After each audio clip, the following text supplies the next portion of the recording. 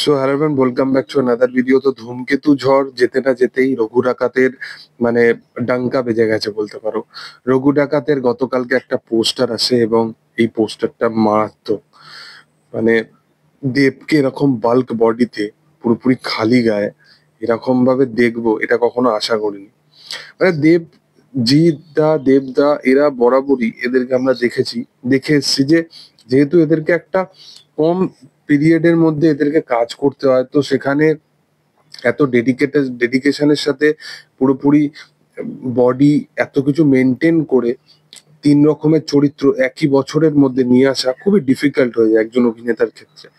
But দেব সেটা করে দেখিয়েছে, এটা মানতে হবে। মানে মানে তুমি বুঝতে পারছো যে একটা ক্যারেক্টার প্রিপারেশনের জন্য কতটা তাকে খাটতে হয়েছে। মানে কারণটা আমি কেন বলছি, একটা বাংলা অভিনেতার ক্ষেত্রে এতটা কেন এই প্রবলেমটা হতে দেখা যায়, কারণটা হচ্ছে যে তাদেরকে একটা বছরের মধ্যে 3খানা সিনেমা আনতে হচ্ছে এবং 3খানা সিনেমা 3খানা চরিত্র একদমই ডিফারেন্ট টাইপের হয়।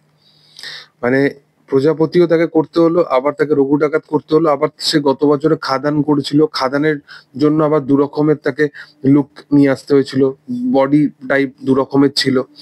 তো সেই জিনিসটা, সেই মেনটেনটা, সেটাকে বজায় রাখার জন্য দেবকে এইগুলো সব মেনটেন করতে হয়েছে। এবং রঘু ডাকাতে তার বডিটা সে যেভাবে মেনটেন করেছে, যেভাবে তাকে মানে দেখতে লাগছে, সেটা মারাত্মক।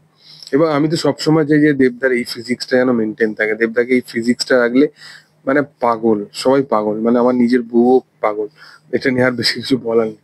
তো ফাইনালি রঘু ডাকাতের গতকালকে পোস্টার আসছে এবং পোস্টারটায় ব্যাপক লাগছে। এবং এই কাজটার মধ্যে এত ইন্টেন্স একটা কাজ হয়েছে, এত সিরিয়াস একটা কাজ হয়েছে এবং সেটা তার ঝলক, তার মানে প্রত্যেকটা ভিজুয়াল, প্রত্যেকটা লুক, সব কিছুতে সেই জিনিসটা ধরা পড়ছে।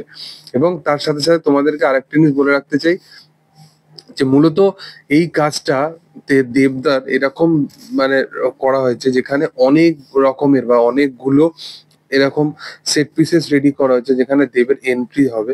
এবং এই এন্ট্রি গুলোতে অডিয়েন্স পাগল হয়ে যাবে, মানে এতটা ভাবনা চিন্তা করে এন্ট্রিটা করা হয়েছে। যেহেতু এটা রঘু ডাকাতকে নিয়ে কাজ, বাট তারপরও এই সিনেমাটা কিন্তু প্রচুর ওভার দ্য টপ হিসাবেই তারা জাজমেন্ট করেছে, বা ওভার দ্য টপ হিসাবেই তারা শুটিং সমস্ত কিছু করেছে। তো দেখার, আমি তো বিশালভাবে এক্সাইটেড আছি রঘু ডাকাত নিয়ে। এই সিনেমা রিলেটেড এখন থেকেই যতগুলো আপডেট পাবো তোমাদের সাথে অবশ্যই শেয়ার করব। ভিডিও যদি ভালো লেগে থাকে তোমরা অবশ্যই লাইক করো, শেয়ার করো, সাবস্ক্রাইব করো চ্যানেলটাকে এবং পাশে থাকা বেল আইকনটা অবশ্যই প্রেস করে দিও। Thank you all.